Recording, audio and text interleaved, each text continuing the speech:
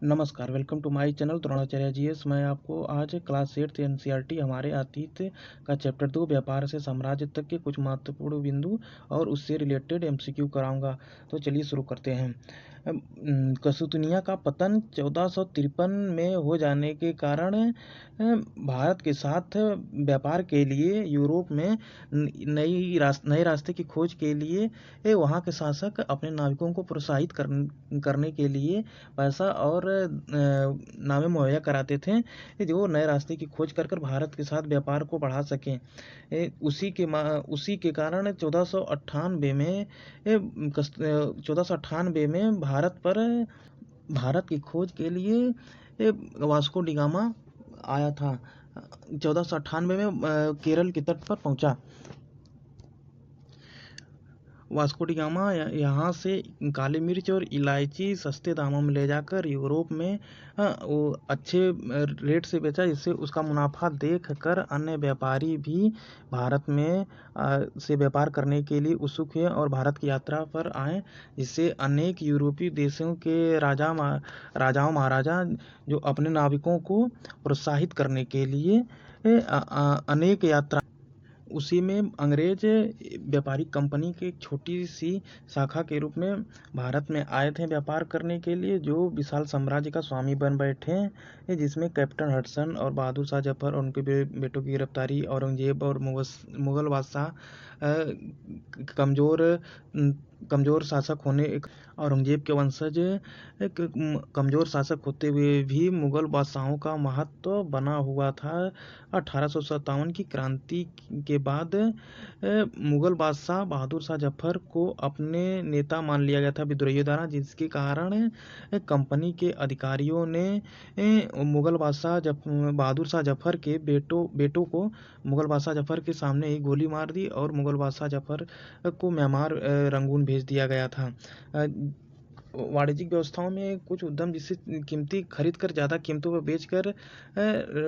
बेचकर बुलियन कमाते थे अंग्रेज, जिससे कि अधिक मुनाफा हो। शुरुआत में अंग्रेज यूरोप से बुलियन लेकर आते थे और यहाँ से इलायची, काली मिर्च और चंदन की लकड़ी, कपड़े, सूती कपड़े, रेशमी कपड़े लेकर जाते थे। लेकिन बाद के वर्षों में जब अंग्रेजों द्वारा भारत पर शासन व्यवस्था स्थापित कर ली गई थी, तो यहीं से राजस्व इकट्ठा करते थे और यहीं के पैसे से सामान खरीदते और जाकर यूरोप में व्यापार करते थे, इससे उन्हें अधिक लाभ प्राप्त हुआ। तो चलिए शुरू करते हैं इससे रिलेटेड एमसीक्यू। भारत में यूरोपीय व्यापारिक शक्तियों के आगमन का सही क्रम निम्नलिखित में से कौन सा है? तो पहला, डच, फ्रांसीसी, पुर्तगाली, अंग्रेज, फ्रांसीसी, डच, अंग्रेज, पुर्तगाली, डच, फ्रांसीसी, पुर्तगाली, डच, अंग्रेज, फ्रांसीसी। इसमें चौथा वाला सही है, पुर्तगाली, डच, अंग्रेज, फ्रांसीसी। दूसरा क्वेश्चन, पहली बार यूरोप में से भारत तक पहुंचने के समुद्री मार्ग का पता वास्को डी गामा नामक खोजी यात्री द्वारा लगाया गया था। यह यात्री निम्नलिखित में से किस देश से संबंधित है? इंग्लैंड, फ्रांस, पुर्तगाल, इनमें से कोई नहीं। पुर्तगाल से है संबंधित, 1498 में आया था भारत में। तीसरा क्वेश्चन, 17वीं शताब्दी के प्रथमार्ध के संदर्भ में कथनों पर विचार कीजिए। ईस्ट इंडिया कंपनी को पूरब से व्यापार करने का एकाधिकार प्राप्त था। 1-2 भारत के बने बारीक सूती कपड़े और रेशम की यूरोप के बाजारों में बहुत अधिक मांग थी। उस समय तक पुर्तगाली भारत के पश्चिम तट पर अपनी उपस्थिति दर्ज करा चुके थे। इसका ऑप्शन ए केवल 1, बी 1 और 3, सी 2 और 3, डी 1, 2, 3। तो इसका तीनों सही है, 1, 2, 3। ईस्ट इंडिया कंपनी को पूरब से व्यापार करने का एकाधिकार प्राप्त था।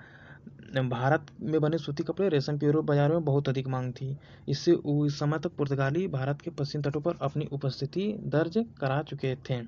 चौथा क्वेश्चन, ईस्ट इंडिया कंपनी के संदर्भ में निम्नलिखित कथनों पर विचार कीजिए। कंपनी ने मुगल अफसरों को रिश्वत देकर कालीकता गांव को जमींदारी खरीदी थी, जो बाद में कलकत्ता बना। 2. कंपनी ने मुगल बादशाह औरंगजेब से फरमान प्राप्त किया, जिसके अनुसार वह और कंपनी के अफसर जो निजी तौर पर व्यापार चलाते थे, दोनों बिना शुल्क चुकाए व्यापार कर सकते थे। ए केवल एक, बी दो केवल दो, सी एक और दो दोनों, डी ना तो एक ना तो दो। तो इसमें कि एक सही है, 4A। कंपनी ने मुगल अफसरों की रिश्वत देकर कालीकता गांव की जमींदारी खरीदी थी, जो बाद में कलकत्ता बन गया था। दूसरे वाले ऑप्शन में कंपनी ने मुगल बादशाह औरंगजेब से फरमान प्राप्त किया था, जिसके अनुसार वह कंपनी के अफसर जो निजी तौर पर व्यापार चलाते थे, बिना शुल्क चुकाए व्यापार कर सकते थे। यह अफसर नहीं, बस केवल कंपनी के लिए था। ऑफिसरों के लिए निजी तौर पर जो व्यापार करते थे वे नहीं कर सकते थे व्यापार। तो चलिए ठीक है, तीसरा क्वेश्चन हम देखते हैं। उन्हें शुल्क चुकाना पड़ता था। राजसूली। 5वां, निम्नलिखित में से कौन सा बंगाल के नवाबों का सही काल क्रम है? ए अलीवर्दी खान, मुर्शीद कुली खान, सिराजुद्दौला। मुर्शीद कुली खान, अलीवर्दी खान, सिराजुद्दौला। मुर्शीद कुली खान, सिराजुद्दौला, अलीवर्दी खान, सिराजुद्दौला, मुर्शीद कुली खान, अलीवर्दी खान। तो इसका ऑप्शन सही है, मुर्शीद कुली खान, अलीवर्दी खान, सिराजुद्दौला। 1756 में अलीवर्दी खान की मृत्यु के बाद ही सिराजुद्दौला बंगाल की गद्दी पर बैठा था। 6वां, ईस्ट इंडिया कंपनी और बंगाल के नवाबों के मध्य युद्ध के कारणों के संदर्भ में निम्नलिखित कथनों पर विचार कीजिए। 1. नवाबों ने कंपनी से व्यापार के अधिकार के बदले में नजराने की मांग की। 2. नवाबों ने कंपनी को सिक्के ढालने का अधिकार तो दिया, परंतु कंपनी की किलेबंदी को रोक दिया था। इसमें इसका ऑप्शन केवल एक, ए, बी केवल दो, सी एक और दो दोनों, डी ना तो एक ना तो दो। तो 6 का ऑप्शन, नवाबों ने कंपनी के व्यापार के अधिकार के बदले में नजराने की मांग की। पहला पॉइंट तो सही है। दूसरे वाले में नवाबों ने कंपनी को सिक्के ढालने का अधिकार नहीं दिया था, इनको अधिकार नहीं देते, परंतु किलेबंदी पर रोक लगा दी थी। कंपनी पर धोखाधड़ी करने का आरोप लगाया व बंगाल के राजस्व का वसूली की बात को लेकर नवाबों और कंपनी के बीच विवाद बढ़ता चला गया, जो 1757 में प्लासी का युद्ध का कारण बना था। 7वां है, प्लासी के युद्ध के संदर्भ में निम्नलिखित कथनों पर विचार कीजिए। इस युद्ध में रॉबर्ट क्लाइव ने कंपनी की सेना का नेतृत्व किया था। नंबर 2, सिराजुद्दौला के सेनापति और मीर जाफर की टुकड़ियों ने इस युद्ध में हिस्सा नहीं लिया। नंबर 3, इस युद्ध के बाद सिराजुद्दौला को मार दिया गया तथा मीर जाफर को नवाब बनाया गया। इसके ऑप्शन है केवल 1 और 2, केवल 2, 3, केवल 3, 1, 2 और 3। तो प्लासी के युद्ध के संदर्भ में, इस युद्ध में रॉबर्ट क्लाइव ने कंपनी की सेना का नेतृत्व किया था। सिराजुद्दौला के सेनापति मीर जाफर की टुकड़ियों ने इस युद्ध में सिराजुद्दौला को धोखा दिया और जाकर कंपनी से रॉबर्ट क्लाइव से मिल गए थे। इस युद्ध के बाद सिराजुद्दौला को मार दिया गया तथा मीर जाफर को नवाब बनाया गया। इसमें तीनों सही है, इसका ऑप्शन डी वाला सही है। क्वेश्चन 8, बक्सर के युद्ध के संदर्भ में निम्नलिखित कथनों पर विचार कीजिए। यह युद्ध कंपनी और मीर जाफर के मध्य लड़ा गया। नंबर 2, इस युद्ध में कंपनी की जीत के बाद मीर कासिम को नवाब बनाया गया। नंबर 3, इस युद्ध के बाद अब नवाब को हर महीने 5 लाख रुपए कंपनी को चुकाना तय हुआ। इसके ऑप्शन है 1 और 2, बी 2 और 3, सी 3, डी 1, 2, 3। जो इसका ऑप्शन कौन सा सही होगा देखते हैं हम।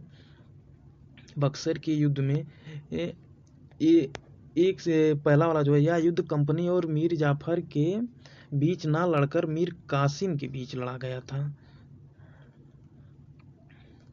इस युद्ध में मीर कासिम के बीच लड़ा गया था, मीर जाफर नहीं था। मीर जाफर कि नहीं, मीर कासिम था। इसको काट कर यहाँ पर मीर कासिम के बीच लड़ा गया था।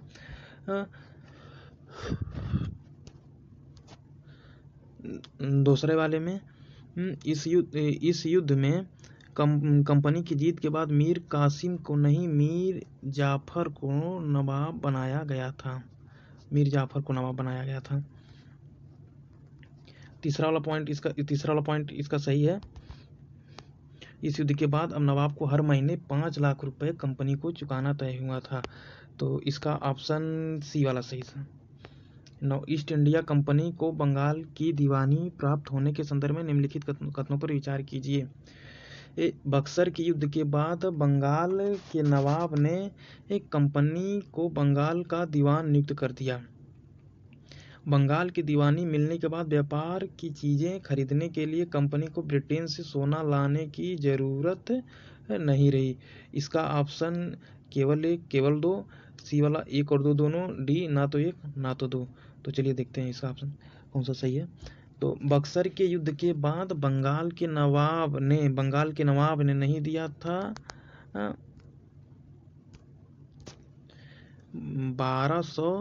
12 अगस्त 1765 में मुगल सम्राट ने कंपनी को दीवान नियुक्त किया गया था। बंगाल के नवाब ने नहीं नियुक्त किया था। इसका ऑप्शन 2, बंगाल की दीवानी मिलने के बाद व्यापार की चीज़ें खरीदने के लिए कंपनी को ब्रिटेन से सोना लाने की ज़रूरत नहीं रही। ये वाला सही है ऑप्शन। तो इसका कौन सा सही होगा? तो केवल बी वाला सही है। 2 क्वेश्चन 10, बक्सर के युद्ध के बाद कंपनी ने भारतीय रियासतों में रेजिडेंट तैनात कर दिए। इस रेजिडेंटों के संदर्भ में निम्नलिखित कथनों में से कौन सा सही है? एक कंपनी के राजनीतिक या व्यावसायिक प्रतिनिधि होते थे। 2, इनके माध्यम से कंपनी के अधिकारी भारतीय राज्यों के भीतरी मामलों में दखल देते थे। इसका ऑप्शन है केवल 1, केवल 2, 1 और 2 दोनों, ना तो 1 ना तो 2। तो एक कंपनी के राजनीतिक या व्यावसायिक प्रतिनिधि होते थे, ये सही है। इनका काम कंपनी के हितों की रक्षा के लिए अगला राजा कौन होगा, किस पद पर कौन बैठेगा, ये सब जो इनके अधिकारी तय करते थे। किसी भी राजा के इनके माध्यम से कंपनी के अधिकारी भारतीय राज्यों के भीतरी मामले में जो दखल देते थे। तो इसमें सी वाला सही होगा, 1 और 2 दोनों। 11, सहायक संधि के संदर्भ में निम्नलिखित कथन पर विचार कीजिए। इस व्यवस्था को स्वीकारने वाली रियासतों को स्वतंत्र सेनाएं रखने का अधिकार नहीं होता था। 2, इस संधि के तहत रियासतों को सुरक्षा के बदले कंपनी द्वारा रखी गई सहायक सेना का खर्च रियासतों को चुकाना पड़ता था। नंबर 3, रियासतों द्वारा इस संधि की शर्तों में तय रकम न दे पाने पर जुर्माने के तौर पर उनका इलाका छीन लिया जाता था। तो इनमें से कौन सा कथन सही है? 1 और 2, 2 और 3, सी वाला 3, 1 और 2 एवं 3। तो चलिए देखते हैं कौन कौन सा सही है। इस व्यवस्था को स्वीकारने वाली रियासतों को स्वतंत्र सेनाएं रखने का अधिकार नहीं होता था, सही है ये वाला। दूसरा वाला, इस संधि के तहत रियासतों को सुरक्षा के बदले कंपनी द्वारा रखी गई सहायक सेना का खर्च रियासतों को चुकाना पड़ता था, ये भी सही है। तीसरा, रियासतों द्वारा इस संधि की शर्तों में तय रकम ना दे पाने पर जुर्माने के तौर पर उनका इलाका छीन लिया जाता था। उदाहरण के तौर पर जैसे अवध का आधा इलाका 1801 में एक कंपनी ने मजबूरी में छीन लिया था, और हैदराबाद के भी कई इलाके छीन लिए थे। तीनों ऑप्शन सही है। इसका तो डी वाला सही होगा, 1, 2, 3। 12वां, मैसूर रियासत के संदर्भ में निम्नलिखित कथनों पर विचार कीजिए। हैदर अली और टीपू के समय मालाबार तट पर होने वाला व्यापार मैसूर रियासत के नियंत्रण में था। दूसरा, टीपू सुल्तान को शेर-ए-मैसूर कहा जाता था। तीसरा, टीपू ने अपनी सेनाओं के आधुनिकीकरण के लिए डचों की सहायता ली। इनमें ऑप्शन देखते हैं, केवल 1 और 2, ए वाला, बी 2 और 3, सी 3 केवल, डी 1 और 2 एवं 3। चलिए देखते हैं कौन सा सही है। हैदर अली और टीपू के समय मालाबार तट पर होने वाला व्यापार मैसूर रियासत के नियंत्रण में था। ये वाला सही है। दूसरा वाला, टीपू सुल्तान को शेर ए मैसूर कहा जाता था। ये भी सही है। तीसरा, टीपू ने अपनी सेना के आधुनिकीकरण के लिए डचों की सहायता नहीं, फ्रांसीसियों की सहायता ली थी। फ्रांसीसियों की सहायता ली थी, डचों की सहायता नहीं ली थी। तो इसमें ऑप्शन 1 और 2 दोनों सही होगा। 13, आंग्ल मैसूर युद्ध के संदर्भ में निम्नलिखित कथनों पर विचार कीजिए। मैसूर तथा अंग्रेजों के बीच 4 युद्ध हुए। तीसरे आंग्ल मैसूर युद्ध में हुई संधि के अनुसार टीपू के 2 बेटों को अंग्रेजों ने बंधक के रूप में अपने पास रख लिया था। तीसरा, चौथे आंग्ल मैसूर युद्ध के बाद मैसूर का राजकाज पुराने वेडियार राजवंश के हाथों में सौंप दिया गया। तो इसका ऑप्शन देखते हैं, 1 और 2, 2 और 3, केवल 3, डी 1, 2, 3। इसका ऑप्शन यहाँ पर मैसूर तथा अंग्रेजों के बीच 4 युद्ध हुए थे। पहला 1767 से 1769, दूसरा 1780 से 1784 के बीच हुआ था, जिसमें हैदर अली की मृत्यु हो गई और टीपू सुल्तान 82 में राजा बना था। 1790 से 1792 में तीसरा युद्ध हुआ, जिसमें मराठा, हैदराबाद के निजाम और कंपनी की सेना तीनों मिलकर मैसूर के खिलाफ युद्ध किए थे। बाद में मैसूर ने लालच दिया मराठा और हैदराबाद निजाम को, जिससे वे कंपनी का साथ छोड़कर मैसूर की तरफ हो गए। चौथा, 1799 में श्रीरंगपट्टनम में टीपू सुल्तान की मृत्यु हुई अपनी राजधानी को बचाते हुए। बाद में वेडियार राजवंश के हाथों में सौंप दिए अंग्रेजों ने। इसका तीनों ऑप्शन सही है। टीपू सुल्तान के 2 बेटों को अंग्रेजों ने बंधक बनाया था, अपने पास रखे 1792 में। डी वाला 1, 2, 3 तीनों सही है। मराठों का दिल्ली पर शासन का सपना पानीपत की तीसरी लड़ाई में टूटा। मराठा सरदार एक पेशवा के अंतर्गत एक कन्फेडरेसी राजमंडल के सदस्य थे। दूसरा आंग्ल मराठा युद्ध सालबाई की संधि के साथ समाप्त हुआ। चौथा, तीसरे आंग्ल मराठा युद्ध के बाद पेशवा को कानपुर के पास बिठूर में पेंशन पर भेज दिया गया। तो इसका ऑप्शन देखते हैं, 1, 2, 3, 2, 3, 4, 1, 2, 4, 1, 2, 3 एवं 4। यहाँ पर देखते हैं कौन कौन सा सही है। मराठों का दिल्ली पर शासन का सपना पानीपत की तीसरी लड़ाई 1761 में अहमद शाह अब्दाली के साथ से हुई हार में टूट गया, जिससे मराठा शक्ति कमजोर हुई। मराठा सरदार का पेशवा के अंतर्गत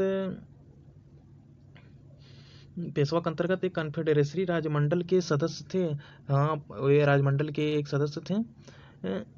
दूसरा, आंग्ल मराठा युद्ध सालबाई की संधि के साथ समाप्त हुआ। पहला आंग्ल मराठा युद्ध जो था 1782 में, वो सालबाई की संधि के साथ समाप्त हुआ। तीसरा आंग्ल मराठा युद्ध के बाद पेशवा को कानपुर के पास बिठूर में शासन पर भेज दिया गया।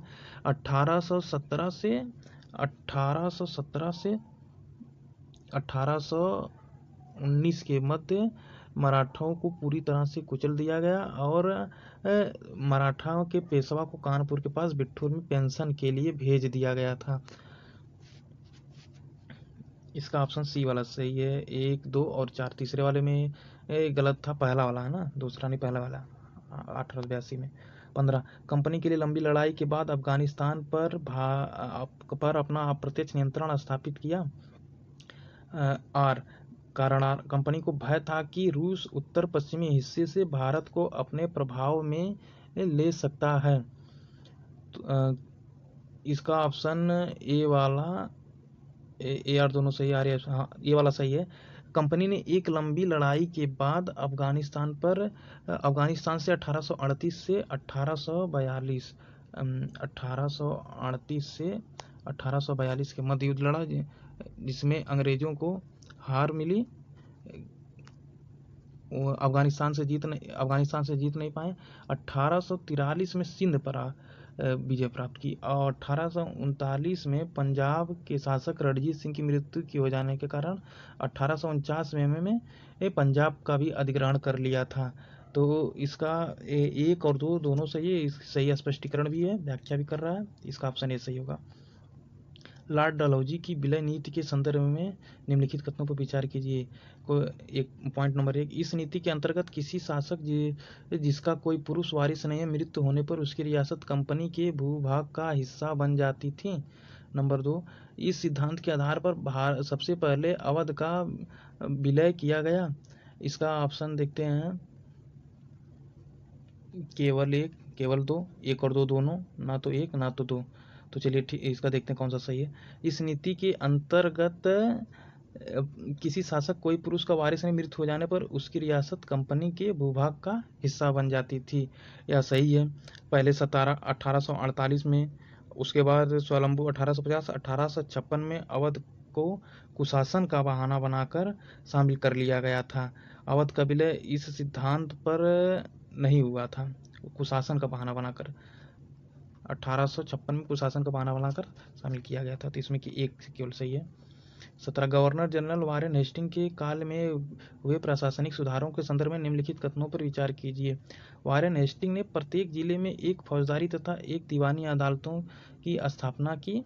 इस 1773 के रेगुलेटिंग एक्ट के तहत एक सर्वोच्च न्यायालय के साथ साथ कलकत्ता में अपीली अदालत सदर निजामत अदालत की स्थापना की गई। इसका ऑप्शन चलिए देखते हैं, केवल 1, केवल 2, 1 और 2 दोनों, ना तो 1 ना तो 2। चलिए देखते हैं कौन सा सही है।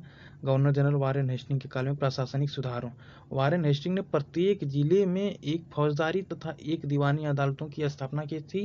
ये दीवानी अदालतों का न्यायाधीश जो था वो कलेक्टर था और फौजदारी अदालत का न्यायाधीश था।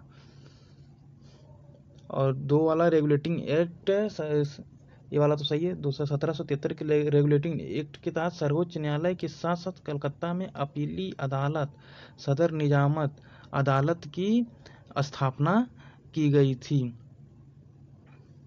इसमें 17 से 1 2 दोनों सही है। 18, अंग्रेज गवर्नरों के संदर्भ में निम्नलिखित कथनों में से एक कौन सा सही है। रॉबर्ट क्लाइव को इंग्लैंड लौटने के बाद ब्रिटिश संसद में भ्रष्टाचार के आरोप में सफाई देनी पड़ी थी। नंबर 2, वारेन हेस्टिंग जब इंग्लैंड लौटा तो उस पर ब्रिटिश संसद में महाभियोग का मुकदमा चलाया गया। नंबर 3, भारत में लॉर्ड हेस्टिंग के नेतृत्व में सर्वोच्चता की एक नई नीति शुरू की गई। दिए गए कूट का सही उत्तर 1 और 2, 2 3, केवल 1 और केवल 3, 1 2 और 3। तो चलिए देखते हैं इसमें कौन कौन सा सही है। रॉबर्ट क्लाइव को इंग्लैंड लौटने के बाद ब्रिटिश संसद में भ्रष्टाचार के आरोपों की सफाई देनी पड़ी थी। हाँ, जब रॉबर्ट क्लाइव 1767 में भारत से ब्रिटेन लौटा तो 1772 में संसद में आरोप लगा इसके ऊपर किया आरोप लगा और 1774 में इसने आत्महत्या कर ली थी वारेन हेस्टिंग ने। भारत में लॉर्ड हेस्टिंग के नेतृत्व में एक सर्वोच्चता की नई नीति शुरू की गई थी। इसमें ये भी सही है। तो 1 और 2 एवं 3 तीनों सही है। यहाँ पर क्वेश्चन हमारे ख़त्म हुए। चलिए ठीक है, फिर लाइक एंड शेयर कर लीजिएगा। धन्यवाद।